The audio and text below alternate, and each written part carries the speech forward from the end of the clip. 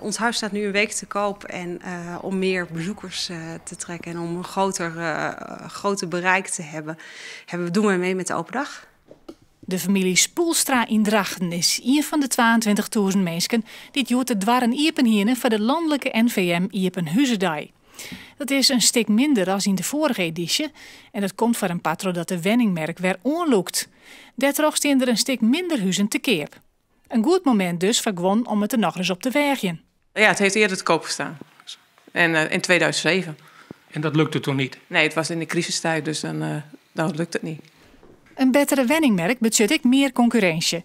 En dan kan een extra stapje krijgt het beslissende detailwijze van een verkoop. Liekos de kat naar boeten, de familie eruit of zelfs wat lekkers bakken. Ik krijg als tip, hè, dus dan probeer je het. Dus je moet altijd wat proberen om je huis te verkopen. Dus, Nou, we hebben geen appeltaart gebakken en we hebben geen kat. Maar de kinderen die zijn inderdaad even naar een verjaardag toe. Ja, klopt.